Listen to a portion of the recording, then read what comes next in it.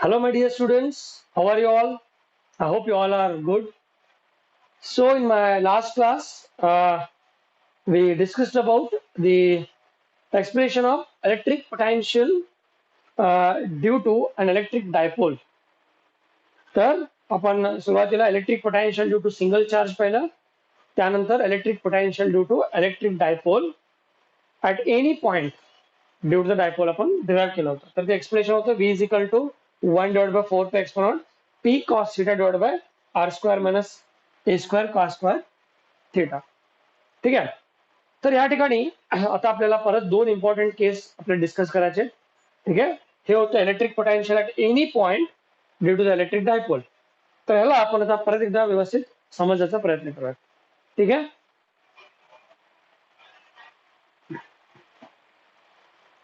So in the last class, we derived an expression for electric potential due to an electric dipole, and we got an expression like V is equal to 1/4 x mod P cos theta divided by R square minus A square cos square theta. So here again I will draw that same diagram. So last class we discussed in any general point, and at the general point we derived an expression for electric potential due to the dipole.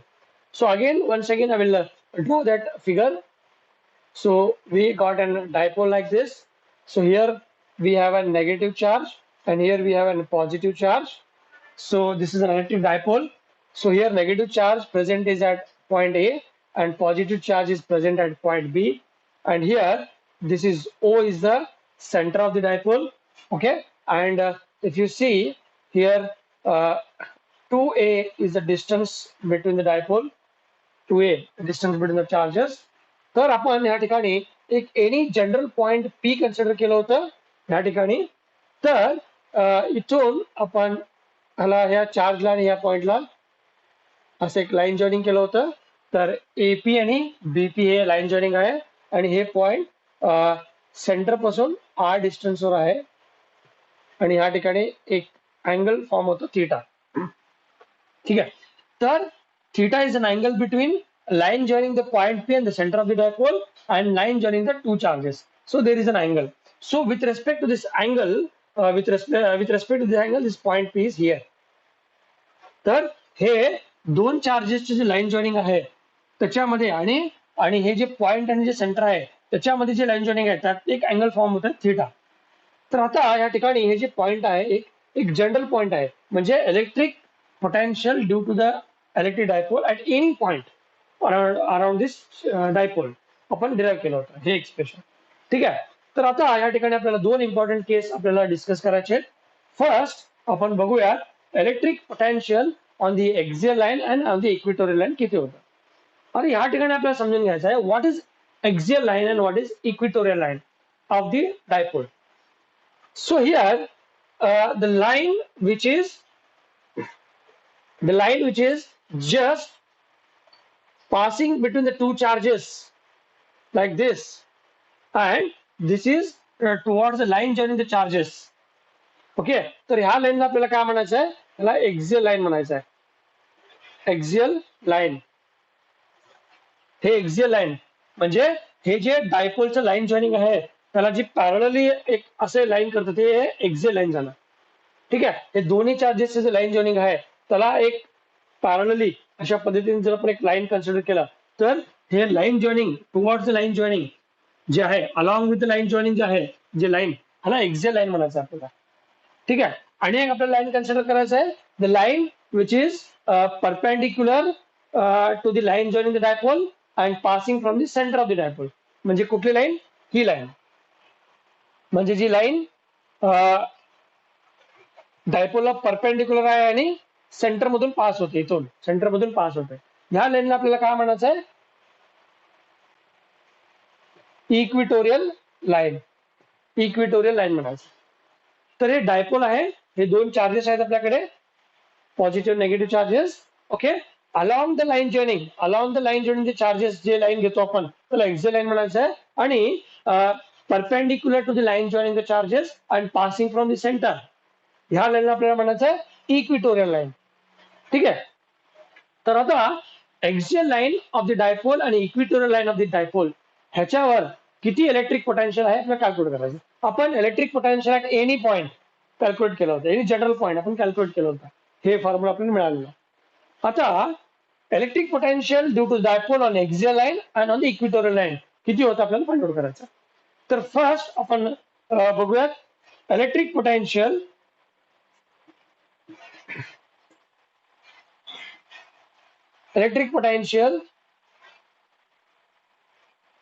at a point on axial line of the dipole. तर first आपण बघूयात electric potential at a point on the axial line of the dipole. On the axial line. आता जेव्हा हे point आपण या ठिकाणी consider करतो on the axial line, okay, तर जेव्हा हे पॉइंट आपण इथे कन्सिडर करतो तेव्हा हे पॉइंट त्याच्या सेंटर पासून किती डिस्टन्सवर असणार. Obviously it is becomes R. Centre पासून आर डिस्टन्सवर असणार. आणि जेव्हा हे पॉइंट आपण एक्झियल लाईनवर कन्सिडर करतो तेव्हा इथून सेंटर पासून डिस्टन्स होतं, कारण की हे आर आहे सेंटर पासून इथे. हे जेव्हा पॉइंट इथे येईल तेव्हा हे सेंटर पासून हे पॉइंट पी चे डिस्टन्स होईल आर. आणि हे जे थीटा आहे हे थीटा काय होणार आहे इथे. हे थीटा, कारण की हे लाईन जर एक्झियल लाईनवर आलं तर थीटा 0 होऊन जाईल. सर हे अँगल इथे 0 होऊन जाईल, कारण की हे पॉइंट जेव्हा एक्झियल लाईनवर आपण कन्सिडर करू तेव्हा हे आर असेल सेंटर पासून आणि हे थीटा 0 होऊन जाईल. तर ह्या ठिकाणी जर पाहिलं electric potential on the at any point on the axial line, if you see, if you consider a point on the axial line, so here the theta becomes 0. So here the theta becomes 0 degree. If theta becomes 0 degree, then in the expression of the cos theta, so cos 0 becomes 1. Cos 0 degree becomes equal to 1. Now, what is the electric potential on the axial line? So electric potential on the axial line is equal to, again, 1 divided by 4 pi epsilon naught is a constant. So P into P. What is cos theta on the axial line? Cos theta becomes, because theta is 0 degree, cos 0 degree becomes 1. So it is P divided by, so it becomes R square minus A square. Again, cos square theta becomes equal to 1. Because cos theta is 1, cos square theta is 1. Okay, so here R square minus A square. Okay, तर हे झालं electric potential on the axial line, which is the point which is at a distance r from the center of the dipole. आता हे जे along the line joining the dipole आहे, त्या along the आपण जे लाईन घेतो त्याला आपण एक्झियल लाईन म्हणतो. ठीक आहे. तर ह्या एक्झियल लाईनवर एक पॉइंट कन्सिडर केलं मी, ते आर डिस्टन्सवर आहे सेंटरवर. तर ह्या ठिकाणी किती इलेक्ट्रिक पोटेन्शियल होईल. Electric potential on the axial line of the dipole काय होईल. V axial is equal to 1 divided by 4 pi x naught P divided by R square minus A square. ठीक आहे.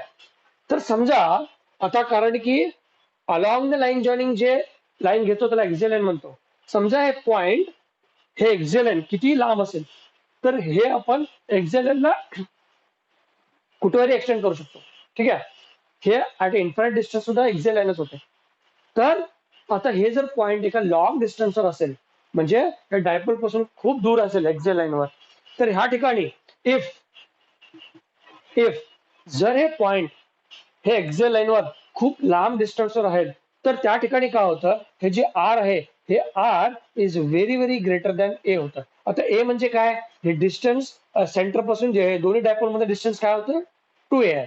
तर सेंटर पासून हे चार्जचे डिस्टन्स होतं ए आणि सेंटर पासून हे चार्जचे डिस्टन्स होतं ए. तर आता कारण की हे पॉइंट आपण सेंटर मधून कन्सिडर केलेलं आहे, हे पॉइंट आर डिस्टन्सवर आहे सेंटर पासून. ठीक आहे. आणि हे चार्ज पासून ते सेंटर डिस्टन्स आहे ए. जेव्हा हे पॉइंट आपण एक्झियल लाईनवर खूप लांब कन्सिडर करू, जर R is very very greater, जर हे पॉइंट लांब असेल तर आर खूप जास्त होणार, आरचे डिस्टन्स वाढणार. If R is very very greater than A, then A becomes negligible. जर हे पॉइंट त्या एक्झियल लाईनवर खूप लांब डिस्टन्सवर असेल, ते पण एक्झियल लाईनच होईल की, तर लांब डिस्टन्सवर असेल तेव्हा हे आर खूपच जास्ती असेल, त्यासमोर हे ए आहे खूप लहान दिसेल त्याला, म्हणून आपण हे ए ला नेग्लेक्ट करू शकतो. ठीक आहे. म्हणजे मला म्हणायचं काय, in short, the electric potential on the axial line due to a short dipole. Okay, so basically if the point P is at a larger distance on the axial line due to the dipole, then the dipole looks like very small. And such the charges having very small distance between them, such dipole is called as short dipole. Okay, means the distance between the charges becomes negligible. Such dipole is called as short dipole. Okay, if the point P lies very far away from the dipole on the axial line, then here R is becomes very greater than A, and therefore the A becomes negligible.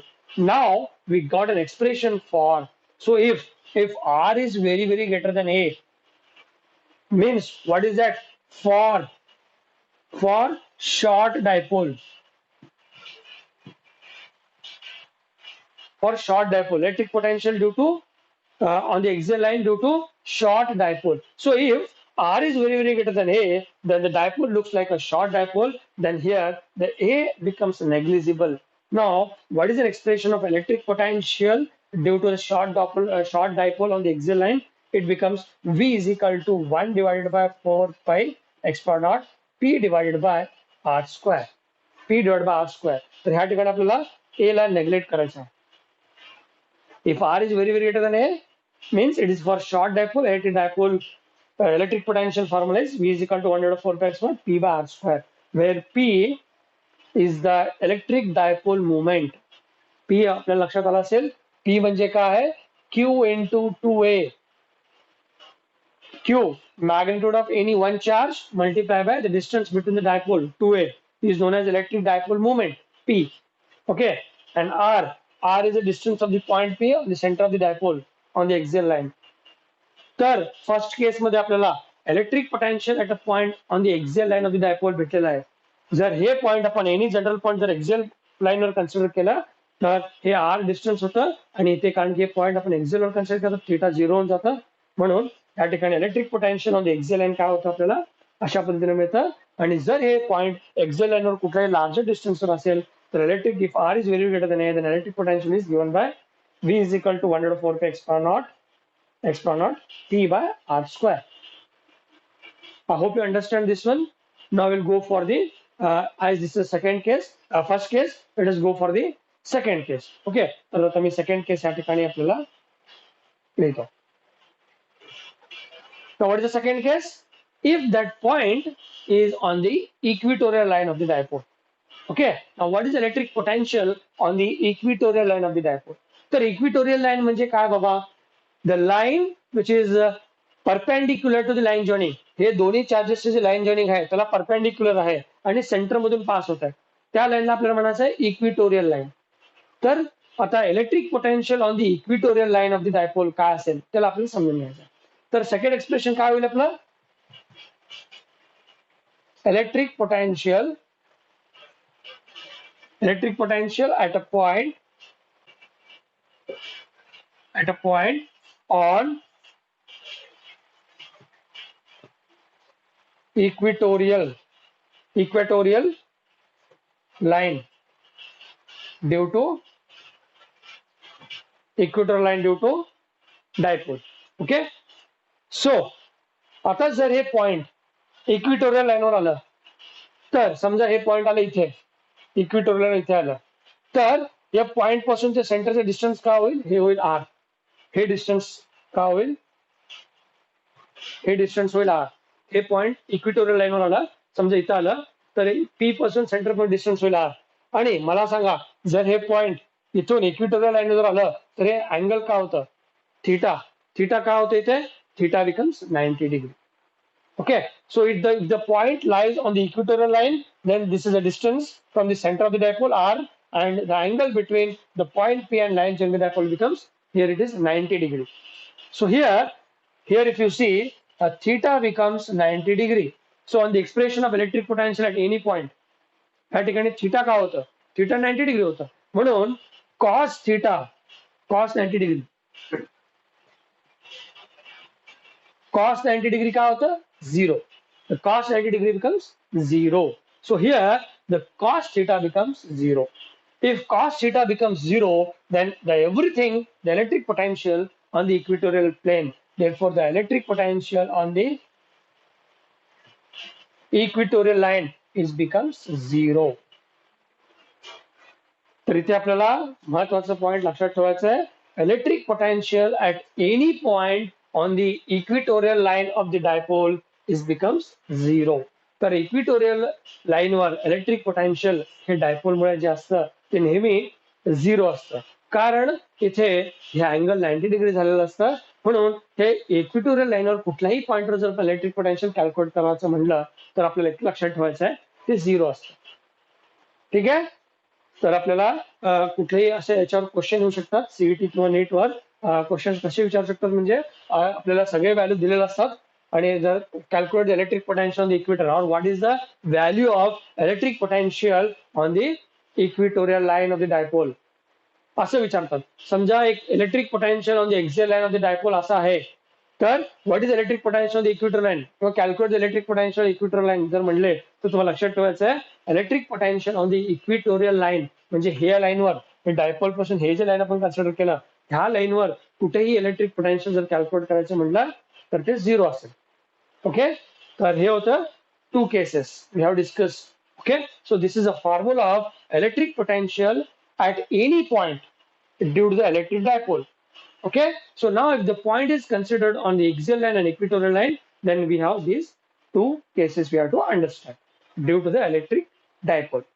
Okay, so I hope you understand this one. Okay, now let us move towards, or let us try to understand what is the superposition principle of electric potential. Okay, let us try to understand that one.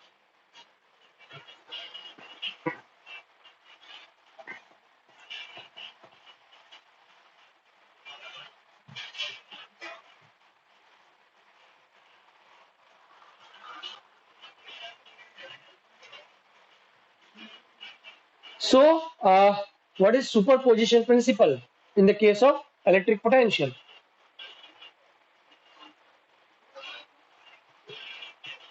Superposition principle. Okay, so now let us try to understand what is a superposition principle in the case of electric potential. Okay, so the superposition principle in the case of electric potential, what the superposition principle says. So here we have to understand the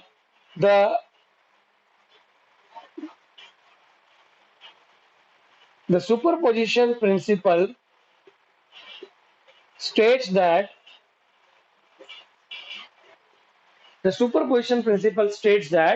the resultant of the total electric potential at any point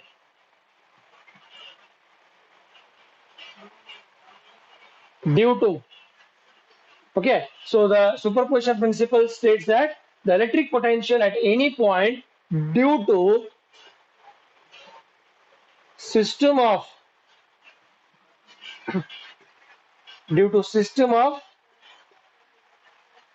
electric charges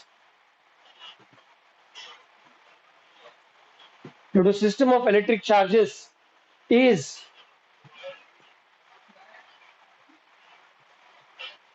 algebraic sum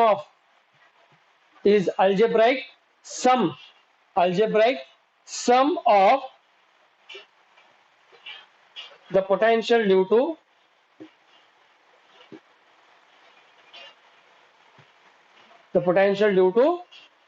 individual charges.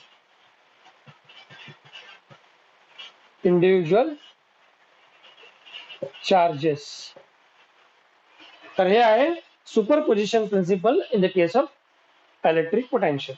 तर हे superposition principal कशा पद्धतीने आपण define करतो तर हे superposition principal काय म्हणते आपल्याला the superposition principle states that the total electric potential at any point due to system of charges. तर समजा एक पॉइंट मी कन्सिडर केलं पॉइंट पी.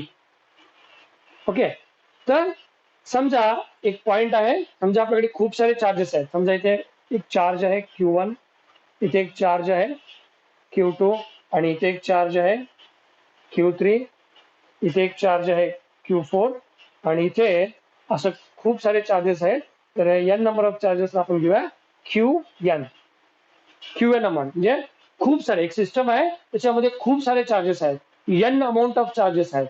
तर हे Q1 चार्ज, हे Q2 चार्ज, हे Q3, हे Q4, हे up to n number of charges आपण कन्सिडर करूयात Qn. समजा हेच एक पॉईंट कन्सिडर केला आपण, पॉईंट P. तर ह्या पॉइंटवर ह्या चार्जमुळे, ह्या चार्जमुळे, ह्या चार्जमुळे, ह्या चार्जमुळे आणि ह्या चार्जमुळे टोटल n नंबर ऑफ चार्जेसमुळे टोटल इलेक्ट्रिक पोटेन्शियल ह्या पॉइंटवर कसं असणार आहे, त्याला आपण सुपरपोजिशन प्रिन्सिपल यूज करतो. तर सुपरपोजिशन प्रिन्सिपल काय म्हणताय, the total electric potential at any point in the due to the n number of charges, due to the system of charges is equal to the algebraic sum of the potential due to individual charges. तर समजा हे Q1 charge आणि हे point P मध्ये distance आहे R1, आणि हे Q2 charge आणि हे पॉईंट P डिस्टन्स आहे R2, हे P1 आणि Q3 मध्ये चार्ज डिस्टन्स आहे R3, आणि अशा पद्धतीने हे चार्ज आणि हे पॉईंट आहे डिस्टन्स R4, आणि अशा पद्धतीने हे n अमाऊंट ऑफ जे चार्ज आहे ते डिस्टन्स आहे Rn. तर ह्या पॉइंटवर ह्या चार्जमुळे आपण इलेक्ट्रिक पोटेन्शियल कन्सिडर करूयात V1. म्हणजे इथे ह्या पॉइंटवर हे सिंगल चार्जमुळे किती इलेक्ट्रिक पोटेन्शियल आहे, V1 आहे. त्याच पद्धतीने at a point P, what is the electric potential at a point P due to the charge Q2? Let us take it is V2. Similarly, the electric potential at a point P due to the charge Q3 is taken as V3. And electric potential at a point P due to this charge, due to single charge, let us take it is V4. And similarly, the electric potential at this point due to n number of charges is taken as Vn.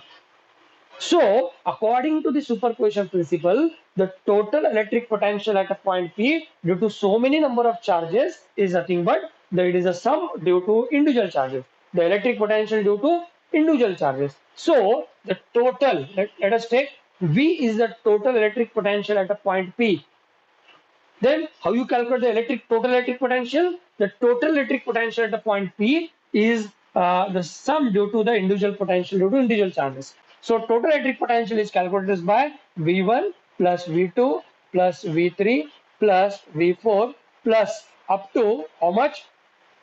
Plus Vn. For n number of charges, it is V1. तर total electric potential at a point P due to n number of charges काय असणार आहे, ते sum of the potential due to individual असणार आहे, अशा पद्धतीने. ठीक आहे.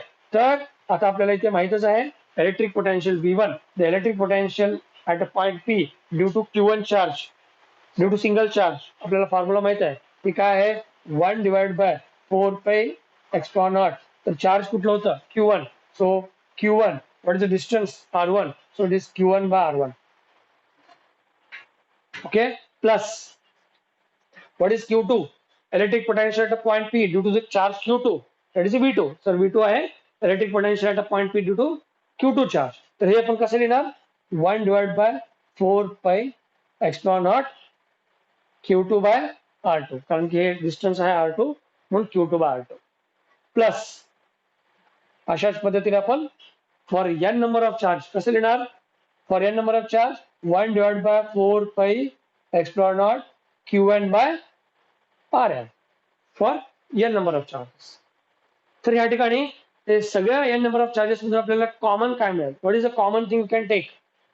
So the common thing is 1 divided by 4πε0. So this is the common thing you can take. Okay, तर हे कॉमन आल्यानंतर इकडे काय उरेल आपल्याकडे, Q1 by R1 plus Q2 by R2 plus up to Qn by Rn. ठीक आहे. तर हे डिस्टन्सचं सगळ्याला समेशन होईल, हे कम्प्लीट सम होईल. तर हे त्याला आपण काय करत, हे कम्प्लीट जे सम होत गेलेलं आहे त्याला आपण समेशन घेऊया. तर हे काय होईल, फॉर्म्युला 1 डिवाइड बाय 4πε0 समेशन. आता हे सगळ्या पॅरामीटरला आपल्याला सम करायचं. तर हे समेशन कुठून चालू आहे, summation is I is equal to 1 to n.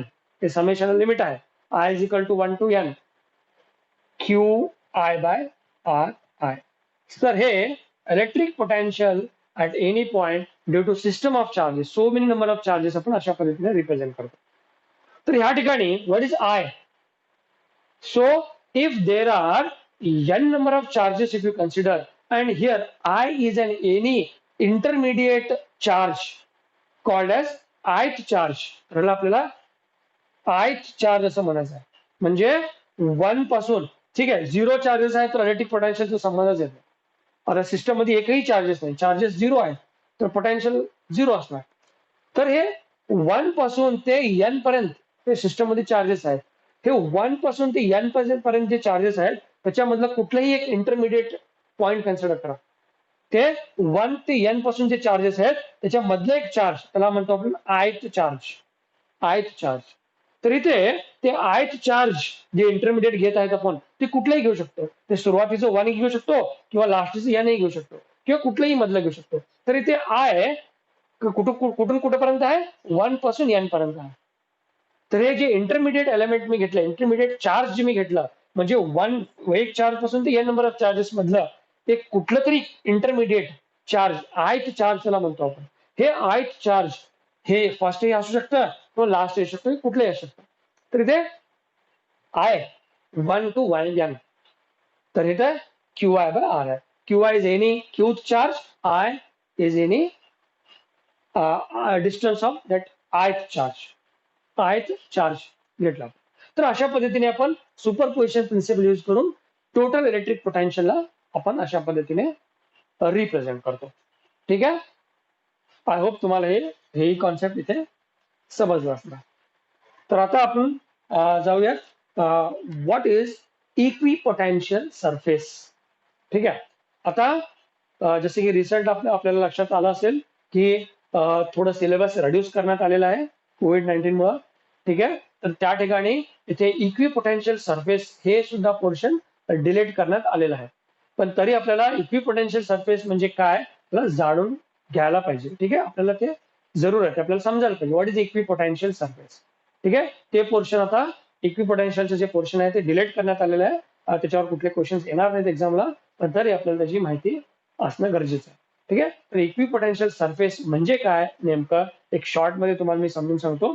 त्यानंतर आपण इलेक्ट्रिक फील्ड आणि इलेक्ट्रिक पोटेन्शियल मधलं रिलेशन काय आहे त्याला व्यवस्थित परत समजून घ्यायचा प्रयत्न करूया. ठीक आहे.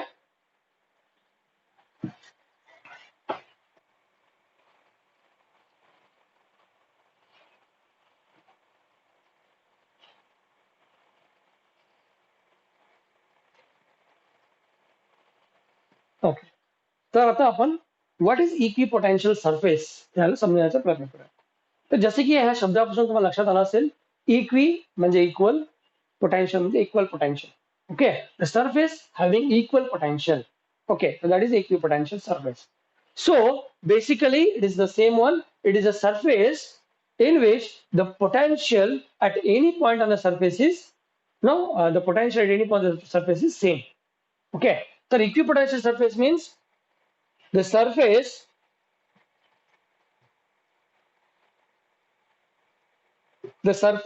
in which the electric potential is same. The electric potential is same. Okay, so that is an equipotential surface. तर आता आपण हे इक्विपोटेन्शियल सरफेस असतं काय नेमकं त्याला आपण समजून घेऊया. तर समजा माझ्याकडे एक चार्ज आहे असे प्लस क्यू चार्ज आहे. तर ह्या चार्जच्या सराउंडिंग आता आपल्याला फ्री स्पेस मध्ये चार्जला इमॅजिन करायचं आहे. समजा हे हवेमध्ये असे चार्ज आहे प्लस चार्ज, तर त्याच्या सराउंडिंग कम्प्लीट सगळीकडे एक इलेक्ट्रिक फील्ड असतं. सगळ्या बाजूला म्हणजे एक स्पेरिकल इलेक्ट्रिक फील्ड अशा पद्धतीने त्याच्या चार्जच्या भोवती असतं. ठीक आहे. तर आता आपल्या लक्षात आलं असेल, आता आपण काय करूयात, ह्या चार्ज पासून एक पॉइंट कन्सिडर करूयात. ठीक आहे. हे पॉइंट r डिस्टन्सवर आहे. समजा एक चार्ज आहे, ते एक पॉइंट मी कन्सिडर केलं, हे r डिस्टन्सवर आहे. आणि समजा ह्या ठिकाणी इलेक्ट्रिक पोटेन्शियल हे सिंगल चार्जमुळे ह्या ठिकाणी ह्या पॉइंटवर इलेक्ट्रिक पोटेन्शियल आहे V.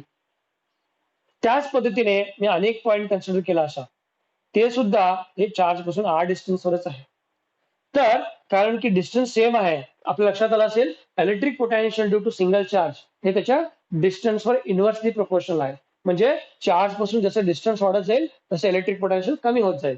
ठीक आहे. तर कारण की हे पॉईंट सुद्धा r डिस्टन्सवरच आहे, तितक्या डिस्टन्सवर आहे. जर इथं पोटेन्शियल V असेल तर इथं सुद्धा पोटेन्शियल Vच असणार. त्याच पद्धतीने आपण अनेक पॉईंट अशा पद्धतीने पॉईंट कन्सिडर केला. म्हणजे आता आपण एक एक रेडियस एक सर्कल ड्रॉ केला सरळ समजा. Okay, so if you draw an circle around this charge like this whose radius is same at any point.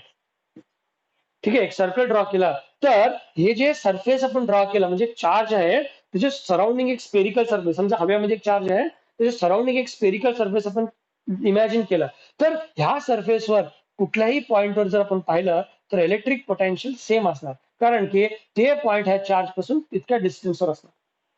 हे पॉइंट सुद्धा ह्या आर डिस्टन्सवरच आहे, हे पॉइंट सुद्धा आर आहे, हे पण आर आर आर. तर हे सगळ्या पॉइंटला जर आपण कनेक्ट करून एक सरफेस आपण ते चार्ज सराउंडिंग भोवती ड्रॉ केलं तर अशा सरफेसवर कुठल्याही पॉइंटवर जर आपण पोटेन्शियल कॅल्क्युलेट करायचं म्हटलं तर ते सेम असणार आहे. आणि तसल्या सरफेसला काय म्हणायचं, इक्वी पोटेन्शियल सरफेस असं म्हणायचं. Okay, so it is a surface on which electric potential is same. किंवा ते आपल्याला अनेक लक्षात ठेवायचं. ठीक आहे, so it is a surface on which electric potential is same. In this way you can say, if suppose at this point electric potential is V, at this point electric potential is V, at this point electric potential is V. So if the electric potential on any surface is same, then now tell me what is the potential difference on that surface. If the electric potential on that surface is same, now tell me what is the potential difference between 2 points on the surface. Obviously दोन्ही पॉइंटवर, समजा हे एक point आहे, इथे एक potential V आहे आणि इथे एक पोटेन्शियल व्ही आहे, त्या दोन्ही पॉइंटवर जर इलेक्ट्रिक पोटेन्शियल व्ही असेल तर हे दोन्ही पॉइंट मधलं पोटेन्शियल डिफरन्स म्हणजे हे पॉइंट आणि हे पॉइंट मधलं पोटेन्शियल डिफरन्स मी कसं कॅल्क्युलेट करणार, समजा इथे दिस कॅल्क्युलेट लाईक डीव्ही. तर electric potential between these 2 point is taken as DV, potential difference. तर पोटेन्शियल डिफरन्स काय असणार आहे, V minus V plus V minus V cancel. So what is the potential difference? Zero. Yes, the potential difference is zero. If the potential on the any surface of the on the equipotential surface is zero, if the potential is zero on any point on the surface, then what is the potential difference? Potential difference is zero. If the potential difference is same, if the potential is same on the surface, the potential difference is zero. तर आपण equipotential सरफेसला अशा पद्धतीने पण सांगू शकतो. It is a surface in which the potential difference is zero. It is a surface in which the potential difference between any 2 points on the surface is becomes zero. Why? Because at any point on the surface electric potential is same. Therefore the potential difference is zero. ठीक आहे, तर अशाच पद्धतीने आपण जर electric potential surface, the equipotential surface जर आपण draw केलं ड्यू टू पॉझिटिव्ह चार्ज, तर या ठिकाणी डायग्राम होतं इम्पॉर्टंट आपल्याला, पण हे पोर्शन आता डिलीट करण्यात आलेलं आहे. तर draw an equipotential surface due to a single positive charge. तर आपल्याला एक सिंगल पॉझिटिव्ह चार्ज आहे, तर हे सिंगल पॉझिटिव्ह चार्ज सराउंडिंग आपल्याला इक्विपोटेन्शियल सरफेस ड्रॉ करायचं आहे. तर हे सिंपल आपल्याला कशा पद्धतीने ड्रॉ करायचं, आपल्याला फर्स्ट आपल्याला इलेक्ट्रिक फील्ड लाईन्स अशा पद्धतीने ड्रॉ करायचे.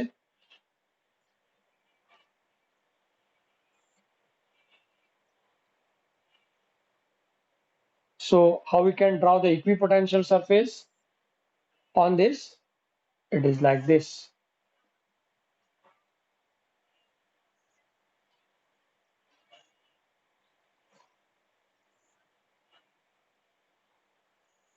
तर हे होतं equipotential surface due to a single charge.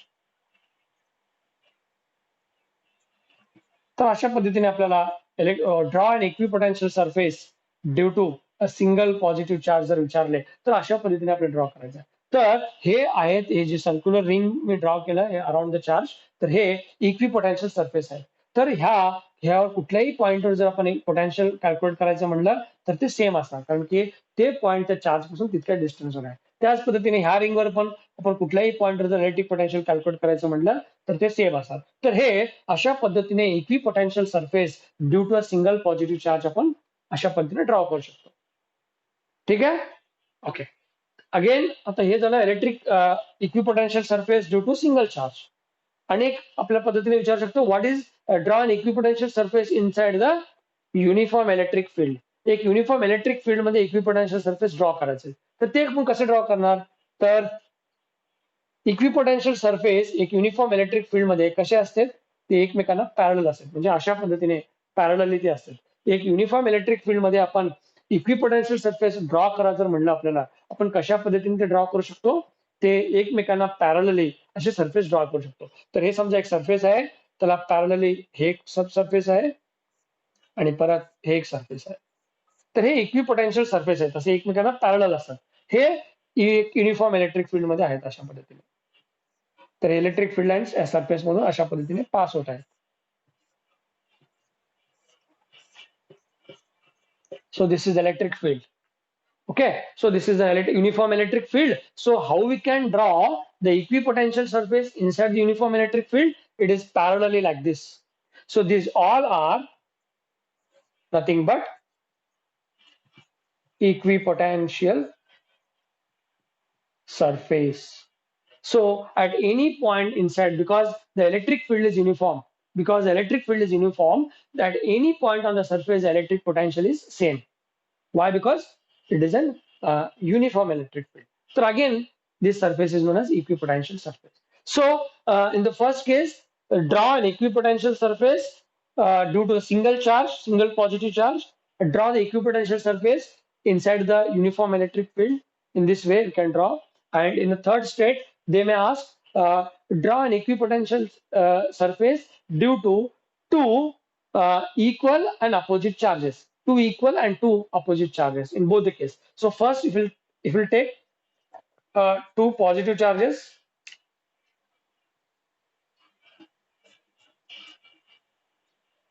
so one positive charge and another positive charge. So we know that between these two charges, which type of force is there? Because two charges are same. So the force between them is repulsive force. So how we can draw the equipotential surface due to this? So we can draw, because there is a repulsive force, we can draw like this.